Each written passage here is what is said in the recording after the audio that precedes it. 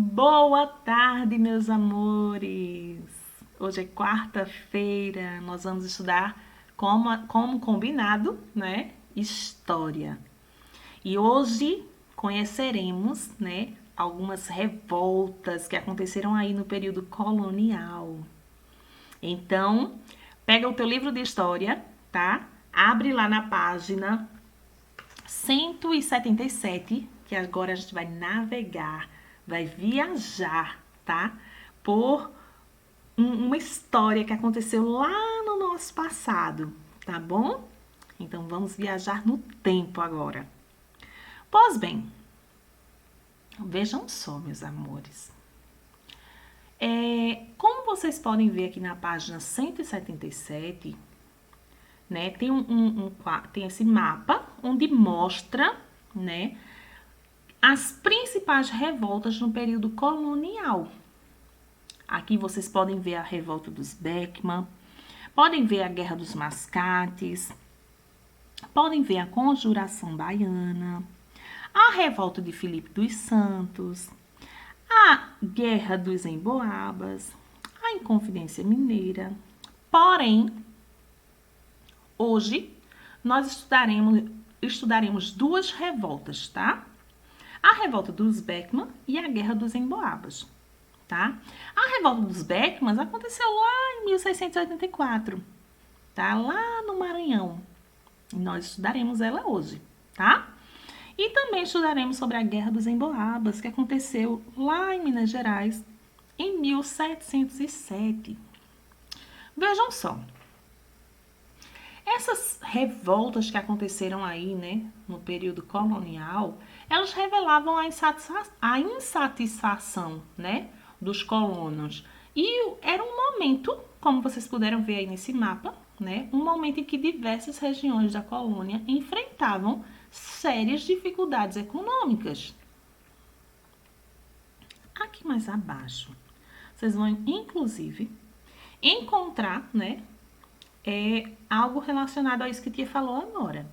Porque sabemos que nem sempre os sentimentos de justiça, fraternidade e lealdade estão presentes nas relações humanas. Então, no período colonial, os interesses pessoais, o poder, a cobiça e a opressão levaram as elites do Brasil a vários movimentos, revoltas e guerras. Como vocês puderam ver, né, um resumo aí nesse mapa.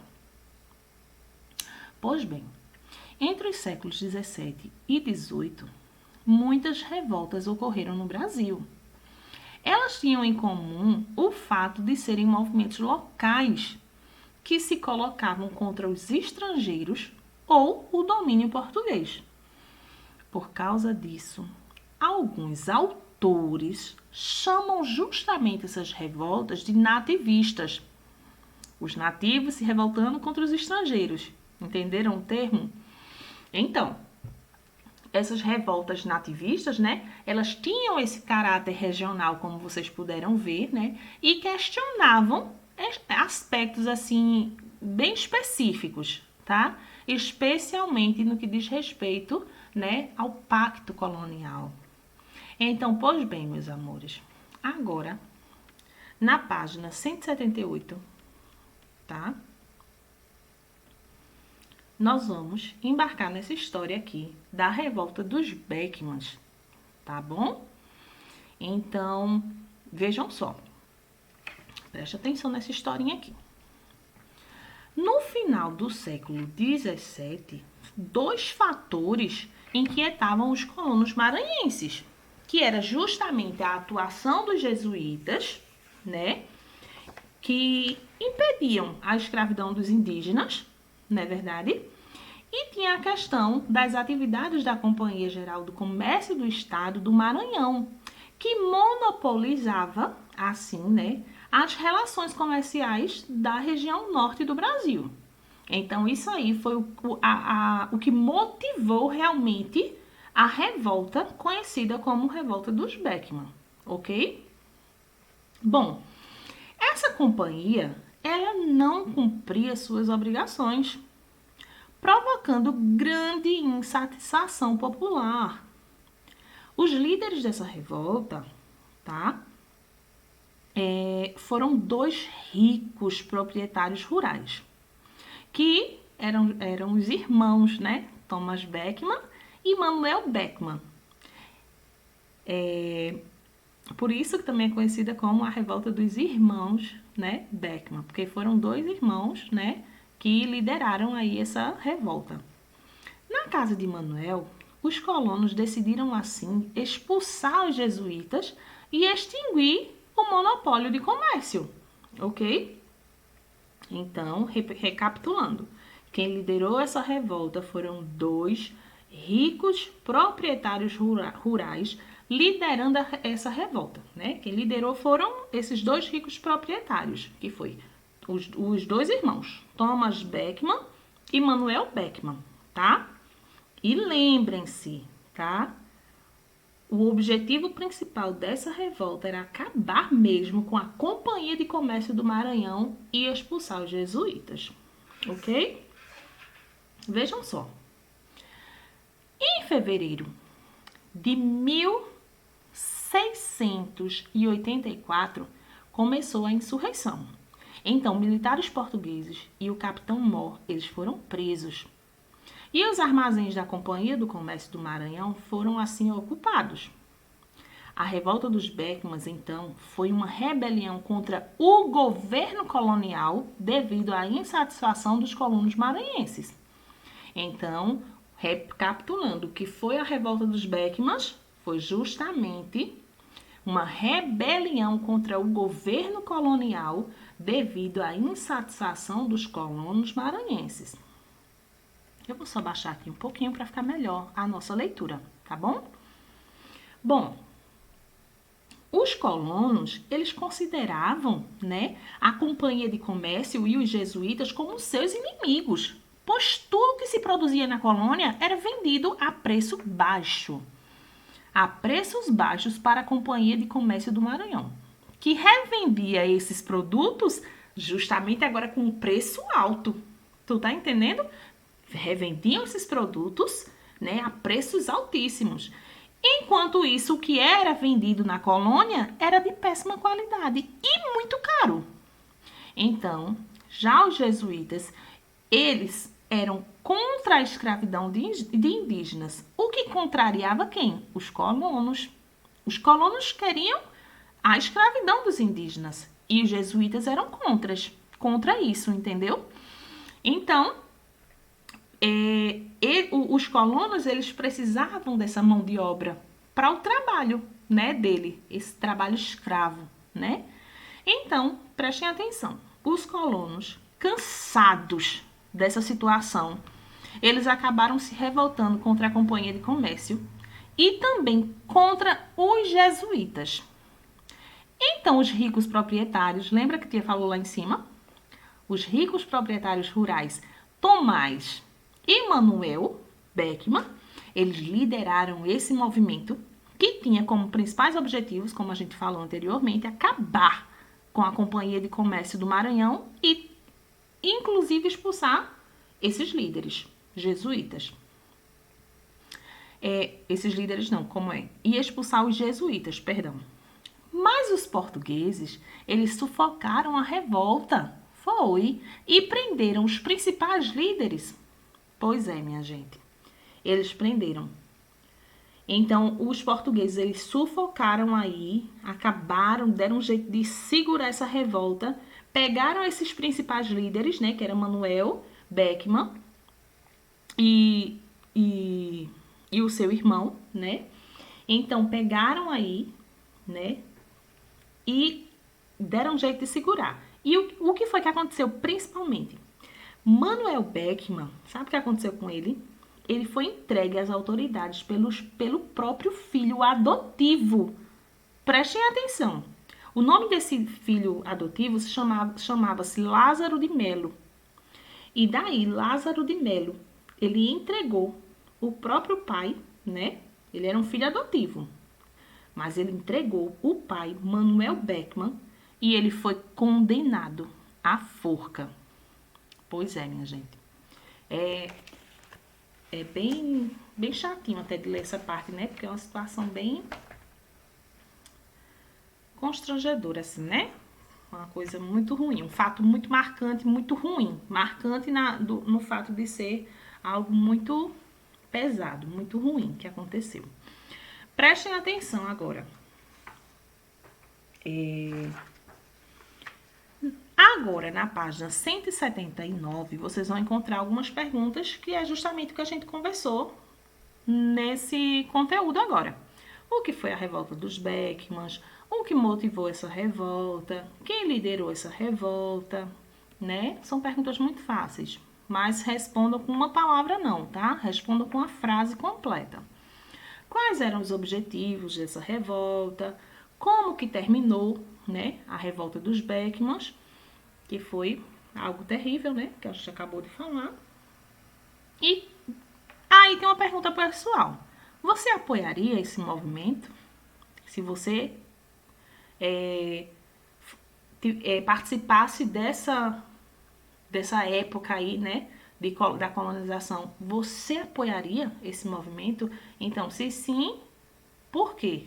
Se não, o porquê, tá? Você tem que explicar a sua opinião. E agora a gente vai conversar um pouquinho sobre a Guerra dos Emboabas. Deixa eu colocar assim, tá? Para que vocês possam fazer a leitura. Quem estiver sem um livro, fazer a leitura bem direitinho aqui pela tela do computador, tá bom? Pois bem, vejam só. Antes de ler todo esse conteúdo aqui, né? Vocês lembram que a gente estudou sobre os bandeirantes, né? Sobre entradas, bandeiras, essas coisas todas. Vocês lembram, não foi? Sobre monções, enfim. Pois bem, os bandeirantes paulistas, né, daquela época, eles foram os descobridores do ouro em Minas Gerais, tá? E achavam que as minas, elas deviam ser só deles. E foi devido a isso, minha gente, que iniciou-se assim a Guerra dos Emboabas. Pois é, o maior combate aconteceu em um lugar que foi chamado Capão da Traição, que ficou conhecido dessa forma, né? Porque os paulistas eles caíram em uma emboscada, que foi a emboscada dos Emboabas, tá? Vamos conhecer essa história fascinante. Vejam só. Como sabemos, e tia falou agorinha para vocês, né? Foram os paulistas que descobriram o ouro, né? Nessa região das Minas Gerais. Lembra? Como tia falou sobre os bandeirantes. Não é verdade? Que a gente estudou na aula passada. Bom, só que com a notícia da descoberta, iniciou-se aí a chamada Corrida do Ouro. Foi aí um grande número de aventureiros portugueses e baianos, principalmente, estabeleceram-se lá nas Minas Gerais, procurando obter justamente a concessão, né, para explorar esse ouro. Bom, os paulistas chamavam, ironicamente, os forasteiros, sabe de quê? De emboabas. Eles ficavam chamando esses forasteiros, esses povos que estavam indo para lá, atrás dessa concessão para explorar esse ouro, de emboabas, né? Chamavam de forasteiros emboabas. Então, o termo, ao que parece, deriva da palavra miboabe, que é uma designação indígena, sabe? Para uma ave de pena emplumada. Ao que tudo indica, né?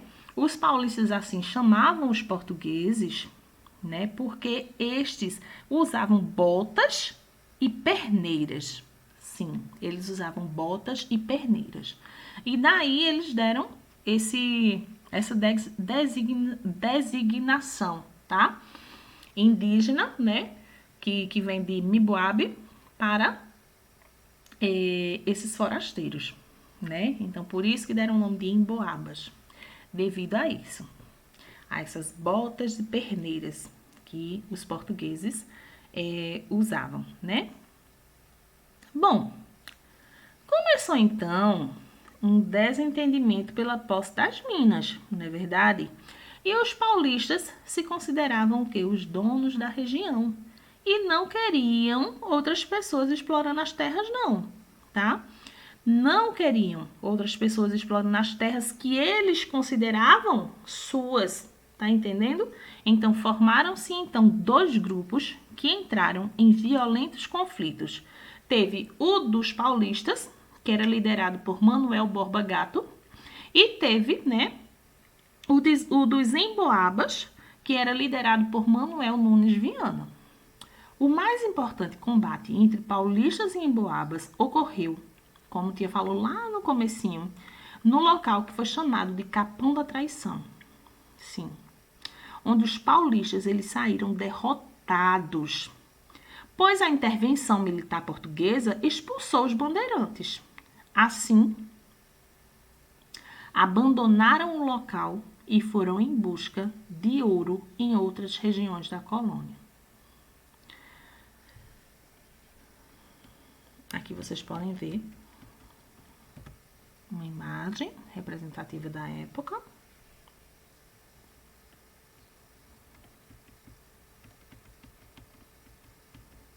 E aqui, na página 181, tá? Nós encontramos, tá? A continuação desse conteúdo. Mas antes de continuar o nosso conteúdo, vamos recapitular um pouquinho sobre o que falamos anteriormente, né? Como vocês puderam ver, que a Guerra dos Emboabas, né? Foram violentos conflitos aí entre os paulistas e emboabas que disputavam, né? O ouro descoberto justamente onde? Em Minas Gerais. E o que motivou realmente essa guerra foi justamente o desentendimento entre os mineradores paulistas e forasteiros, né? E essa guerra aconteceu, vocês lembram? Aconteceu de 1707, tá? A 1709, ok, meus amores? Então, recapitulando, como vocês puderam ver, né? A notícia da descoberta do ouro lá, né? Iniciou, então, aquela corrida que foi chamada, né? A Corrida do Ouro. Então, os aventureiros, que eram os portugueses, os baianos, né? Principalmente esses, né? Eles estabeleceram lá em Minas Gerais, que quiseram ficar lá em Minas Gerais, para procurar justamente, para obter, na verdade, né, essa concessão para poder explorar o ouro, ok? Então, os paulistas, eles ficavam chamando, ironicamente, esses forasteiros de quê? De emboabas, tá? E o que vocês acabaram de ver também, os principais líderes, né? Quem liderou, existiam dois grupos, né? Quem liderou o grupo dos paulistas foi Manuel Borba Gato. E quem liderou os dos emboabas, né? Foi Manuel Nunes Viana, ok? Agora a gente vai ver aqui a continuidade desse conteúdo. Vamos ler aqui, todos na página 181. Depois de marchas e contramarchas, o rei Dom João V, por meio de uma carta régia, de 9 de novembro de 1709, criou então a capitania de São Paulo e Minas de Ouro. Já em 1720 foi criada a capitania de Minas Gerais. Vamos recapitular aqui as consequências. Vamos ver, né? Conhecer as consequências que essa guerra dos emboabas trouxe, né? Bom, primeiro, a regulamentação da distribuição de extração de metais ou pedras preciosas entre os emboabas e os paulistas. Essa foi uma das consequências. Teve a regulamentação da cobrança de um imposto chamado como quinto, tá? Houve a divisão da capitania de São Vicente em capitania de São Paulo e Minas de Ouro e capitania do Rio de Janeiro. São Paulo deixou de ser vila, tornando-se cidade, tá? A metrópole assumiu o controle administrativo da região, Os paulistas, perdão, deixa eu só continuar aqui. Os paulistas derrotados foram para o leste, perdão, para o oeste, e anos depois eles descobriram novas jazidas de ouro nos atuais estados do Mato Grosso do Sul, de Mato Grosso e também de Goiás. A produção de ouro fez com que Minas Gerais saísse da pobreza e se tornasse assim uma das maiores economias do Brasil colonial, junto aos 3 principais exportadores de sacarose, que era Paraíba, Pernambuco e a Bahia. Recapitulando aqui sobre essa regulamentação da cobrança de um imposto que foi chamado quinto.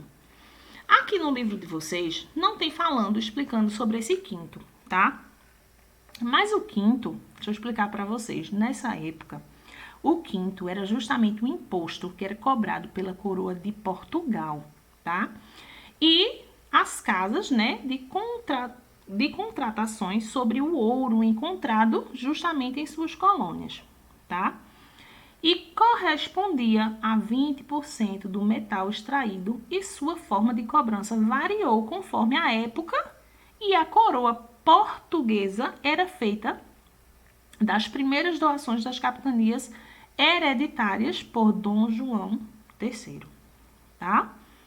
Então, no livro não tem explicando para vocês sobre o quinto, tá? Então, a tia está explicando aqui para que vocês tenham um conhecimento que o quinto era justamente um imposto que era cobrado pelo governo durante o Brasil Colônia, tá bom? E ele recebeu esse nome porque correspondia, como eu falei agora, a 20%, ou seja, 1/5, entendeu agora? Que a gente está estudando até fração, né? Em matemática, era 1/5 do metal que era extraído, né? Que era registrado pelas casas de fundição. Então, era um tributo altíssimo nessa época, né? E os brasileiros o odiavam tanto que acabaram o apelidando de o quinto dos infernos. Vocês acreditam? Mesmo assim, perdão pela palavra, tá? Mas era o que acontecia nessa época. Eles tinham tanta raiva dessa cobrança, né? Desse imposto altíssimo, que o chamavam dessa forma. Então, para concluir aqui, vou mostrar para vocês esse mapa aqui do Brasil após a Guerra dos Emboabas, tá? E aqui na página 182, vocês vão encontrar algumas perguntas, tá? O que foi a Guerra dos Emboabas? O que motivou ela, né? O que motivou essa guerra? Quando que aconteceu? Tem alguma atividade aqui para vocês completarem? Quem foram os líderes, né? Dos 2 grupos do paulista? Quem foi o líder e quem foi o líder dos emboabas, né? Aqui vocês vão, né, escrever como que terminou essa guerra aí dos emboabas, tá?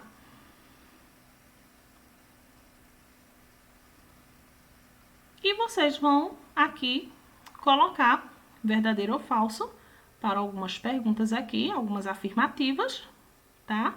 E depois vão associar as colônias, associar as colunas formando frases, tá bom? Vocês vão aqui formar as frases de acordo com a associação dessas colunas aqui, tá bom, meus amores? Então, como vocês puderam ver, né, foram guerras difíceis, mas onde eles tinham os seus ideais, né, como nessa Guerra dos Emboabas mesmo, né, onde os paulistas eles saíram tão derrotados, né, saíram derrotados por conta da intervenção militar que ocorreu lá e expulsou os bandeirantes e tudo mais. Então, eles acabaram, né, abandonando o local, foram-se embora em busca de ouro em outras regiões da colônia e tudo mais. Então, assim, vocês puderam ver que tinham-se ideais, né? Tinha-se ideais e as guerras, as revoltas, elas não eram em vão, né? Elas revelavam-se justamente a questão da insatisfação, né? Dos colonos e tudo mais. Então, essa insatisfação gerava essas revoltas aí. Então, realmente foi um momento em que diversas regiões aí da colônia, vocês puderam ver que enfrentaram sérias dificuldades econômicas. E para a gente conhecer um pouco mais sobre outras revoltas aí, tá? A gente vai esperar. Semana que vem vocês vão conhecer a história, tá? Sobre a Guerra dos Mascates, tá? A gente vai conversar na próxima semana. E também vamos conversar sobre a revolta de Filipe dos Santos, tá? Vai ser interessantíssimo ler todo esse conteúdo. Por enquanto, respondam todas essas atividades, leiam novamente todo o conteúdo que a gente leu hoje, tá certo? Me desculpem pela minha voz que tá um pouco abafada devido a um dente, tá? Não era nem para falar isso aqui no vídeo, mas a tia já tá explicando por que a voz está assim, de tia. Tá saindo um dente extranumerário na minha boca e tá sendo um pouco difícil falar.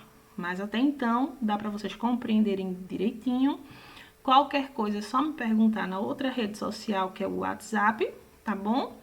E é isso. Só chamar a tia, que a tia tá aqui disponível para vocês, tá bom? Um cheiro enorme, fiquem com Deus e um beijo no coração.